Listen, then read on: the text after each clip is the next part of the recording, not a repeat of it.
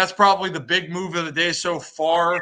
Besides Zadarius Smith, well, let's start with Marshon Lattimore.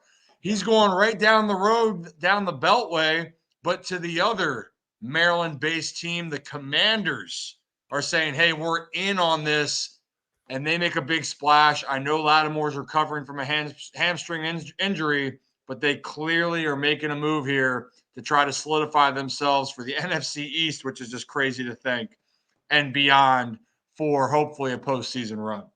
Yeah, I mean, this was the Commanders stating, hey, not only do we think we can compete for years to come, they're saying, hey, we can do something this year. Do I think they have Super Bowl aspirations? Not necessarily. It's hard to have that with a rookie quarterback, no matter how well Jaden Daniels is playing, but you gotta love it. I absolutely love this pickup for the Commanders, and only partially because it took him away from the Chiefs. I love this fit. The Commanders' secondary was really their big weakness. This goes out there, shores it up. I want to bring up this Mina Kimes tweet that really intrigued me. It talks about the Commanders play a lot of man coverage, which Marshon Lattimore excels at, one of the best in the league, but have been much better in zone this year. QBR of 51 in man versus 68. Acquiring Lattimore should improve their ability to play man, which I imagine is a priority for Dan Quinn.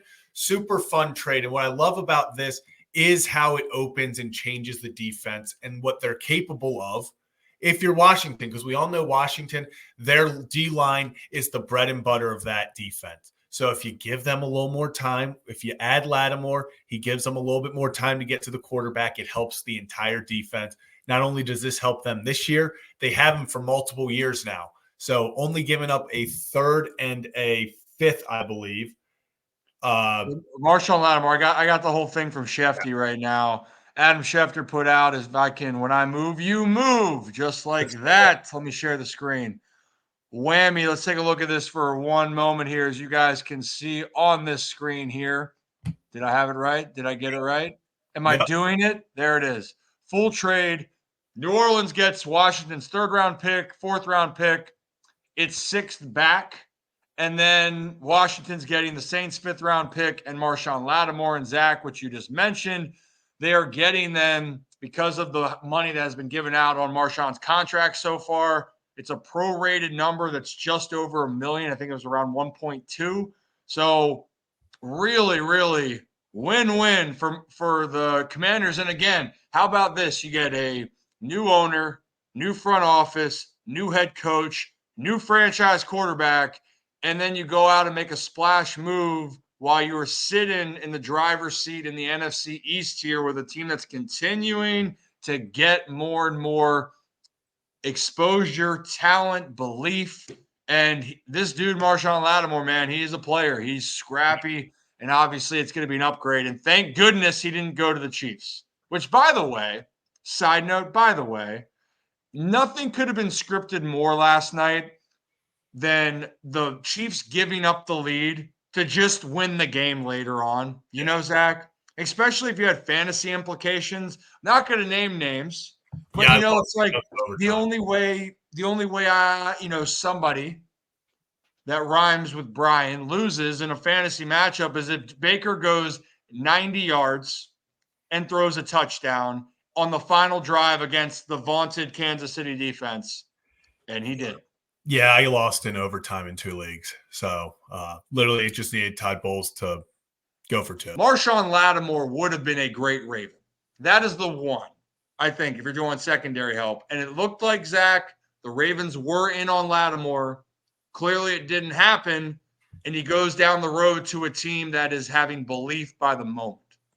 Yeah, and I mean, the whole Ravens in on Lattimore, I think the Ravens called.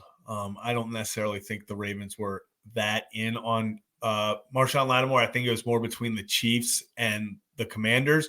But if we talk about winners, it's without a doubt the Commanders right now. Yeah. You get a guy in his prime for multiple years who you can sit out there on an island and he can be your shutdown corner.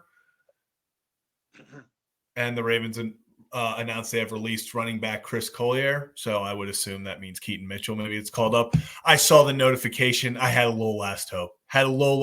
That's on me, guys.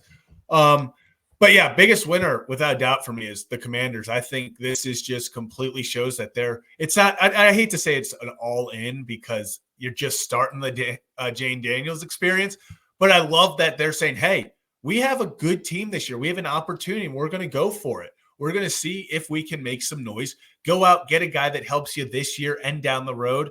It's something you got to be happy about if you're a Commanders fan. For sure. I mean, the Commanders right now are a team that who would have thought they are one of the most stable organizations now in the NFC East.